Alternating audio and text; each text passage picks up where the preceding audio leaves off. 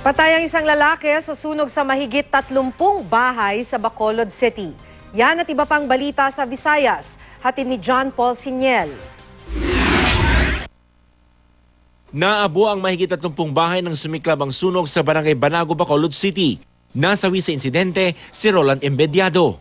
Base sa investigasyon ng BFP, na-trap daw si Embediado sa sunog nang magtangkang tulungan ang mga nasunugang residente. Sugatan naman sa insidente ang mag-asawang Randy at Flordeliza Baruquinia. Nahirapan sa pagresponde ang mga bumbero dahil sa mga makikitid ang daan. Naapula ang sunog matapos ang halos 2 oras. Lumalabas sa investigasyon na napabaya ang kandila sa bahay ng isang residente ang sanhi ng sunog. Tinatayang nasa 700,000 piso ang halaga ng natupok na ari-arian. Nasa daycare center at barangay hall ngayon ang mahigit 100 pamilyang nasunugan. Sa Numancia, Aklan, 3 silid ang nasunog sa Laguinbanwa Elementary School. Ayon sa BFP, pumutok na bumbilyang sanhi ng sunog. Naapektuhan ng sunog ang computer laboratory at classrooms ng kindergarten at grade 2 pupils.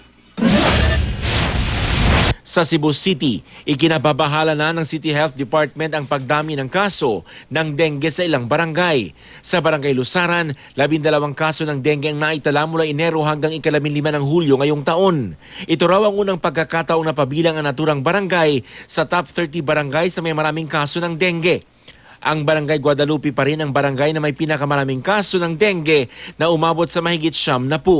Posible pa raw itong tumaas lalo ngayong tag-ulan. Kaya payo ng health office sa publiko, panatilihin ang kalinisan sa kapaligiran para mawala ang mga lamok. Yan ang mga balita sa Visayas. John Paul Siniel reporting.